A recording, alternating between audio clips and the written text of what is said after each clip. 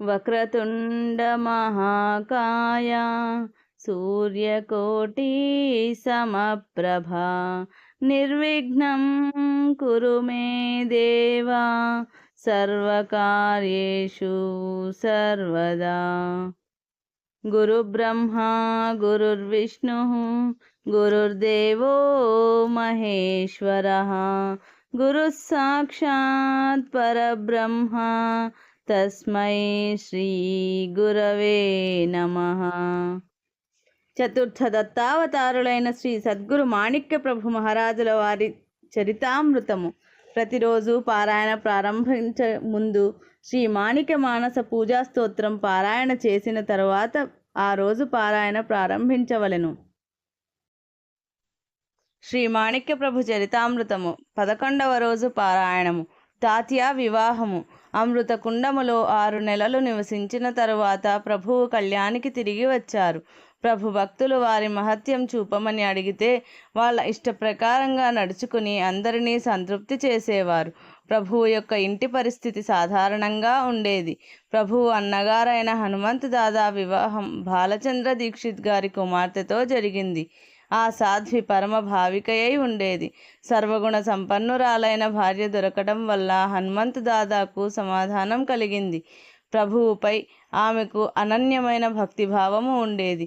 ప్రభువుపై పూజ్య భావంతో ప్రేమతో ఏది అడిగితే అది చేస్తూ ఆనందంగా గడిపేది. ఇంట్లో అందరి ఇష్టాలు గమనిస్తూ అందరికీ అన్నీ ఉన్నంతలో అమరుస్తూ సంసారాన్ని సుఖంగా నడిపించేది. ఇంట్లో ఏది కావాలన్నా ప్రభు సామర్థ్యంతో లభించేది. కానీ ఆ విధంగా ఎప్పుడూ ఆలోచించలేదు. స్వల్పకాలంలోనే ఆమె మరణించింది.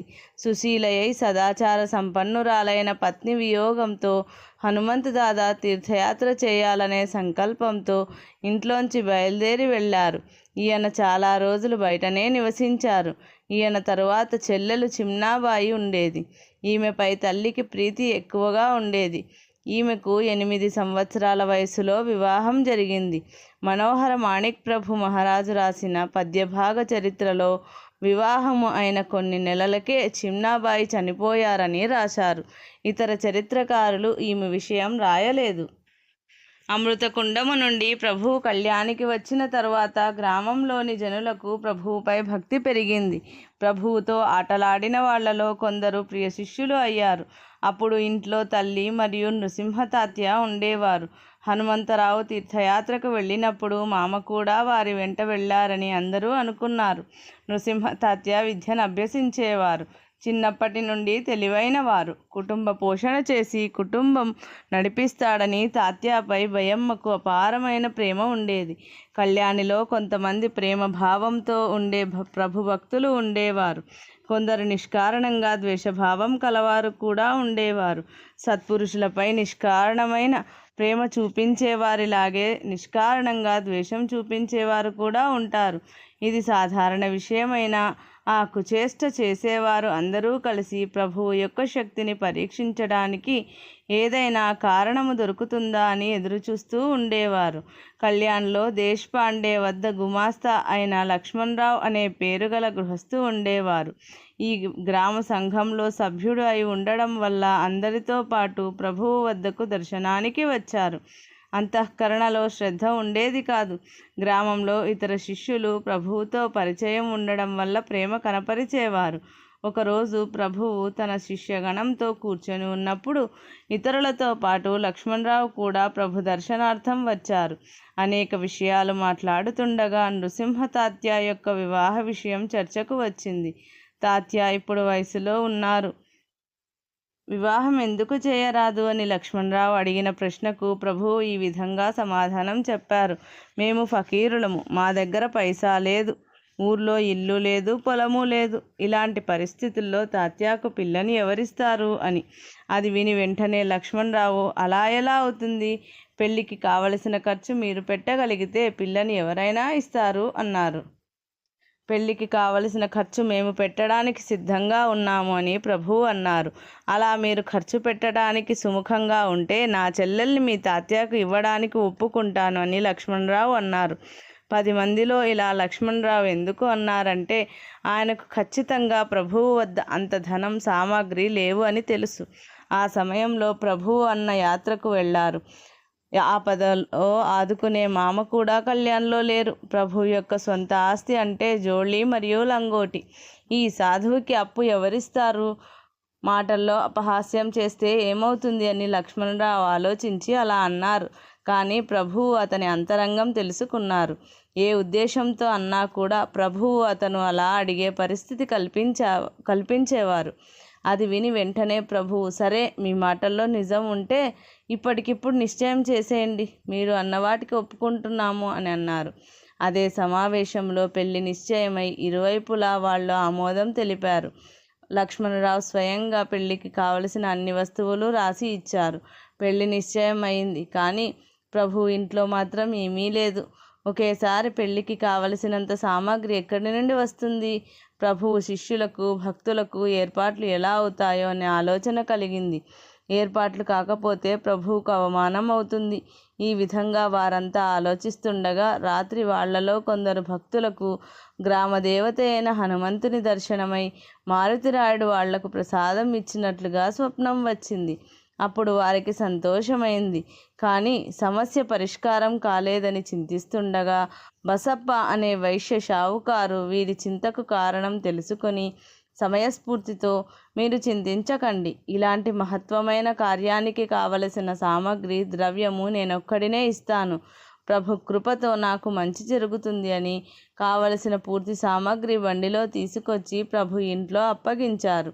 తల్లికి, ఇతర శిష్యులకు చాలా ఆనందమైంది. బసప్ప ప్రభువుపై అపార భక్తి కలవారై ఉండేవారు. సామాగ్రి వచ్చిన వార్త ప్రభువుకు తెలియజేయగానే ప్రభువు నవ్వుతూ, ఇదంతా దత్తుని కృప అన్నారు. పెళ్లి తయారీ విషయం లక్ష్మణరావుకి తెలియగానే తను ఇప్పుడు ఏమీ చేయలేక పెళ్లి ఏర్పాట్లు మొదలుపెట్టారు. ప్రభు ఇంట్లో మూర్తివంతమైన కామధేనువు నివసించేది. ఎప్పుడూ ఏ వస్తువుకు తక్కువ కాలేదు. పెళ్లి సమారంభంలో ఏదైనా విఘ్నము కలిగించాలని లక్ష్మణరావుతో పాటు వారితో ఉన్న వారికి అనిపించింది. పెళ్లి సమయంలో 20 నుండి 40 మంది వరకు వస్తారని చెప్పి 300 నుండి 400 మందిని భోజనానికి తీసుకొని వచ్చారు. ప్రభు యొక్క శిష్య బృందానికి చింత అయి కొంతమందికే చేసిన పదార్థాలు అందరికీ ఎలా సరిపోతాయని ఈ విషయం ప్రభువుకు చెప్పాలని వెళ్ళారు. ప్రభు అప్పుడు నిద్రలో ఉన్నారు. నిద్రలో నుండి లేచి, చింతించకండి అన్నారు. ప్రభువు ముఖంలో కొంచెం కూడా చింత కనిపించలేదు. మొత్తం గ్రామం భోజనానికి వచ్చినా సరిపోయేటట్లు చేయడానికి దత్తుడు సమర్థుడై ఉన్నాడు. ఇలా అని ప్రభు వండిన పదార్థాల దగ్గరికి వెళ్ళి తన చేతిలోని యోగదండముతో వాటిపై త్రిప్పి బయటకు వచ్చి విస్తళ్ళు వేయండి అని ఆజ్ఞాపించారు. సద్గురు మాణిక్ ప్రభు మహారాజ్కి జై ఇలా అంటూ వడ్డించడం ప్రారంభించారు. భోజనం అందరికీ సరిపోతుందని తెలియగానే ఉద్దేశపూర్వకంగా వారిని పరీక్షించాలని కొందరు వడలు కావాలని అడగగానే విస్తళ్లలో వడలు వడ్డించారు. ఇంకా ఏమి కావాలని అడిగితే అన్నీ వడ్డించారు. ఇక పరీక్షించడానికి ఏ అవకాశం దొరకలేదు. ఒక పక్క ప్రభు భక్తుల ప్రభునామ జయ జయకారాలతో భోజన పంక్తి జరిగింది. ఈ విధంగా అపూర్వ సంబరంతో భోజన సమారంభం జరిగింది. తరువాత చాలా పంక్తులైనా ఇంకా అన్నం మిగిలింది. గ్రామంలోని ఆవులకు కూడా వేశారు. ఇంకా మిగిలింది జలచరాలకు కూడా దొరకాలని చెరువులో కూడా వేశారు. ఇదంతా చూసి మిగతా అందరికీ దుఃఖం కలిగింది. లక్ష్మణరావుకైతే బాధ కలిగింది. ఏదైనా ప్రాయశ్చిత్తం చేసుకోవాలనుకున్నాడు. రెండో రోజు లక్ష్మణరావుకి కడుపు నొప్పి వచ్చింది. నొప్పితో బాధపడుతూ నేను ప్రభు విషయంలో తప్పు చేశాను అని తెలుసుకుని ప్రభువు శరణు కోరాలని ప్రభు దగ్గరికి వచ్చారు. ప్రభు కాళ్ల ముందు పడి క్షమించమని అడిగారు. ప్రభు అతన్ని లేపి అతని దుఃఖాన్ని నివారించి 4 విషయాలు బోధించి సంతోషంతో తిరిగి పంపించారు. ఇతరులు సిగ్గుతో తల వంచుకొని అక్కడి నుండి వెళ్ళిపోయారు. ప్రభువునే ఇలా పరీక్షించే దుష్టకృత్యం గ్రామదేవతకు ఇష్టం కాలేదు. గ్రామదేవతకు కోపం వచ్చిన విషయం తెలుసుకుని ప్రభు తన శిష్యులతో అన్నారు, జాగ్రత్త, ఈ గ్రామంలో ఏదైనా అనర్థం జరగబోతోంది అని చెప్పి ప్రభు కొన్ని రోజులు అదృశ్యమయ్యారు. ప్రభువు ఎక్కడికి వెళ్ళారో ఎవరికీ తెలియదు. గ్రామంలో కొన్ని రోజులకు మంటలు లేవటం, కలరా వ్యాపించడం జరిగాయి. అంతటా హాహాకారాలు నిండాయి. వృద్ధులు, పిల్లలు వ్యాధుల బారిన పడ్డారు. గ్రామంలో కలరా వ్యాపించింది. అందరూ ప్రభు నామస్మరణ చేశారు. కానీ ప్రభు ఆచూకీ దొరకలేదు. నృసింహ తాత్య కూడా ఈ మహమ్మారి బారిన పడ్డారు. అప్పుడు తల్లి ప్రభువును ప్రార్థించగానే వెంటనే ప్రత్యక్షమై తాత్యాకు తీర్థం ఇచ్చిన వెంటనే జబ్బు నయమైంది.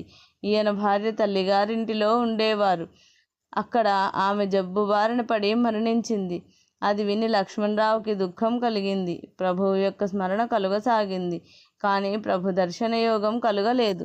తాత్యా మహారాజు భార్య బహిణాబాయి మరణం వల్ల భయమ్మకు దుఃఖం కలిగింది. కానీ ప్రభు మాతృశ్రీ యొక్క దుఃఖాన్ని తెలుసుకొని సముదాయించారు. అప్పటి నుండి లక్ష్మణరావు ప్రభువు యొక్క పరమ భక్తులు అయ్యారు. దాంతోపాటు ప్రభువును అపహాస్యం చేసేవాళ్లకు తగిన శాస్తి జరిగి ప్రభువుపై భక్తితో ఉండేవారు. ప్రభువు యొక్క లౌకిక పారమార్థికత రోజు రోజుకు ఎక్కువయ్యి అన్ని జాతుల ప్రజలు ప్రభు దర్శనార్థమై వచ్చేవారు. హిందూ జనుల వలె ముసల్మాను వ్యక్తులు కూడా ప్రభు వద్దకు వచ్చేవారు. మొదట ఆ మతంలోని పెద్ద పెద్ద విద్వాంసులు వచ్చేవారు. వారు ప్రభువును పరీక్షించాలని తమ మతంలోని క్లిష్టమైన ప్రశ్నలు వేస్తూ వాదోపవాదాలు చేసేవారు.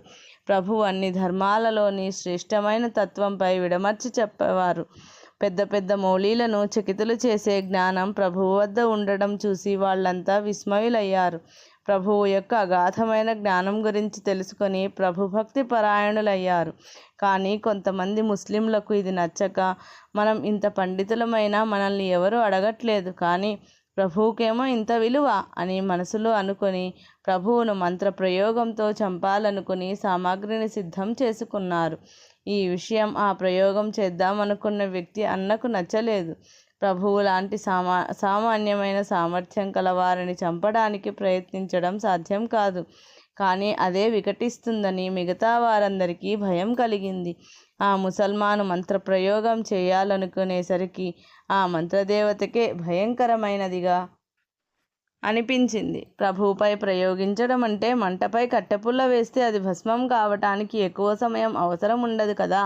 ఈ విధంగా ఆలోచించి ఆ మంత్రాధిదేవత ఆ యవనుడిపైనే తిరగబడింది. ఏ శక్తినైతే తను అనుకూలం చేసుకుని ఆరాధించాడో అదే శక్తి అతనిపై తిరగబడింది. అతని దుర్దశను ఎలా వివరించగలం? ఆ యవనుడి స్థితి చూసి అతని సోదరునికి ఏం చేయాలో అర్థం కాలేదు. అతనికి ప్రభు సామర్థ్యంపై పూర్తి విశ్వాసం ఉండేది. సోదరుడు దీని నుండి ముక్తి పొందడానికి ప్రభువే సమర్థుడని నమ్మి వారినే శరణు వేడుకోవాలని అనుకున్నారు. ప్రభువు దగ్గరికి వెళ్ళి, నాకు అభయం ఇవ్వండి, క్షమించండి అని అంటూ, నేను మీ దాసుణ్ణి, మీ శరణు వేడుకుంటున్నాను, నాపై కృపతో మా ఇంటికి రండి అనగానే ప్రభువు ఎంత వారించినా వినక తన ఇంటికి తీసుకెళ్లాలని పట్టుబట్టాడు. తన సోదరుడు ప్రభువుకు భయంకరమైన అపరాధం చేశాడు. అందువల్ల మృత్యుముఖంలో ఉన్నాడు. అదంతా మరచి అతను ప్రభువుతో మా ఇంటికి వచ్చి సోదరుని కష్టం దూరం చేయాలని ప్రార్థించాడు. అది విని ప్రభువుకు అతనిపై దయ కలిగింది. ప్రభువు సహృదయంతో తన శిష్య బృందంతో వాళ్ళ ఇంటికి వెళ్ళారు. ప్రభువు రాగానే ఉచితాసనము వేసి చేతులు జోడించి ఈ విధంగా విన్నవించుకున్నాడు, నా సోదరునికి ప్రాణదానం చేయండి, అతను ఘోర అపరాధం చేశాడు అని. తన సోదరునికి మంత్రప్రయోగం తిరగబడి మృత్యుముఖంలో ఉన్న విషయం ప్రభువుకి వివరించాడు. ప్రభువుని చూడగానే ఆ దుష్టబుద్ధి అయిన యవనునికి సిగ్గు కలిగింది. అప్పుడు సోదరుడు తనతో, ఇప్పటికైనా మరణద్వారంలో ఉన్నావు, తప్పు ఒప్పుకొని ప్రభువుని క్షమించమని వేడుకో అనగానే ఇప్పటి వరకు జరిగినదంతా వివరించి ప్రభువును ఈ కష్టం నుండి కాపాడాలని వేడుకున్నాను. నీ దేవతే నీకు తిరగబడింది. ఇక ఇప్పటి నుండి ఈ దుష్ట ప్రవృత్తిని వదిలేయి. ఇతరులకు చెడు జరగాలని చూస్తే తనకే చెడు జరుగుతుంది. ఈ విషయం దృష్టిలో పెట్టుకొని బోధించి దుఃఖ విముక్తి కలిగించారు. ప్రభువుకి ఎప్పుడు శత్రువు మిత్రుడు సమానమే. దుష్టజనుల క్రూరత్వం పోయి వారి నుండి ఇతరులకు ఏ ఉపద్రవం కలగకుండా చేయటం ప్రభు కర్తవ్యాలలో ఒకటి. తరువాత ప్రభువుని ద్వేషించేవారు చాలా తక్కువయ్యారు. కళ్యాణ్లో నివసించేటప్పుడు ప్రభువు అప్పుడప్పుడు అదృశ్యమయ్యేవారు. ఎక్కడికి వెళ్ళేవారో ఎవరికీ తెలిసేది కాదు. నృసింహ తాత్య పెళ్ళి అయ్యి అతని భార్య తొందరగానే మరణించిందని భయమ్మ మనసుకు కష్టం కలిగింది. తన 3 పుత్రులలో కులవృద్ధి చేసేవారు ఒక్కరే ఉండటం వల్ల అతని గురించి భయమ్మకు చింత కలిగింది. ఈ విషయం భయమ్మ ప్రభువుకు తెలియజేసింది. పెళ్లి యోగం వస్తే తనంతట తానే జరుగుతుంది అంటూ ప్రభువు మౌనంగా ఉండేవారు. ఇలా అనగానే తల్లికి సమాధానమయ్యేది కానీ తల్లి అంతరంగము ప్రభువు తెలిసిన వాడై ఆ పని చేయడం కష్టం అనిపించలేదు. హలికేట్ బాలచంద్ర దీక్షిత్ల పరిచయస్తులు యశ్వంతరావు కోరేకల్ అనేవారు హైదరాబాద్లో నివసించేవారు. బాలచంద్ర దీక్షితుల ఇంట్లోని వారందరికీ ప్రభువుపై అపారమైన భక్తి ఉండేది. ఆయన పుత్రుడు నారాయణ దీక్షిత్ ప్రభు భక్తులు. అతని తల్లి జయమ్మ ప్రభువుపై పుత్రప్రేమ చూపించేవారు. ఆమె నృసింహతాత్య భార్య. పెళ్లి కాగానే మరణించిందని విని చాలా దుఃఖించారు. జరిగింది విని మళ్ళీ తాత్యాకు వివాహం జరిపించాలని పిల్లను చూసే బాధ్యతను తనపై వేసుకున్నారు. కోరేకల్ ఇంటివారు జయమ్మకు మంచి పరిచయస్తులు. యశ్వంతరావు కోరేకల్కు 2 పుత్రులు 2 కుమార్తెలు ఉండేవారు. కుమార్తెల పెళ్లిళ్ళు ఇంకా కావలసి ఉండెను. 2లో పెద్ద కుమార్తె విఠాబాయి నృసింహ తాత్యాకి తగిన భార్య అవుతుందని యశ్వంతరావుని అడిగారు. అతని అనుమతి తీసుకొని పెళ్లి నిశ్చయం చేసుకొని ఈ విషయం ప్రభువుకి తెలియజేశారు. అప్పుడు ప్రభువు మాతృశ్రీకి పరమానందం కలిగింది. ఈ పెళ్లి వల్ల ఇరు వర్గాల్లో మరియు శిష్య బృందంలో సంతోషం కలిగింది. ప్రభువు ఇంట్లోని కామధేనువు వల్ల ఎప్పటిలాగానే కార్యము నిర్విఘ్నంగా జరిగింది. మొదట జరిగిన మూర్ఖమైన పని వల్ల తగిన శాస్తి జరిగిన విషయం తెలుసుకొని మళ్ళీ విఘ్నం కలిగించకూడదని నిశ్చయించుకొని ఆ ఊరి వాళ్ళు వెళ్ళి యథారీతిన పెళ్లి జరగటానికి సహాయపడ్డారు. కళ్యాణి నవాబు కూడా ధనాన్ని పంపించడం వల్ల 1000 రూపాయలు ఖర్చు చేశారు. ప్రభు ఇంటి కార్యము అంటే కళ్యాణం కోసమని అందరికీ భావన ఉండేది. ప్రభువుపై నిరుపమానమైన ప్రేమతో అందరూ ప్రభువును సంతృప్తిపరిచారు. ఇది శ్రీ మాణిక్య ప్రభు చరితామృతము 11వ రోజు పారాయణము సంపూర్ణం. మంగళాచరణము. శ్రీ మాణిక్య బిరుదావళి. శ్రీ భక్త కార్యకల్పద్రుమ గురు సార్వభౌమ శ్రీమద్రాజాదిరాజ యోగి మహారాజ త్రిభువనానంద అద్వైత అభేద నిరంజన నిర్గుణ నిరాలంబ పరిపూర్ణ సదోదిత సకలమత స్థాపిత శ్రీ సద్గురు మాణిక్య ప్రభు మహారాజ్ కీ జై.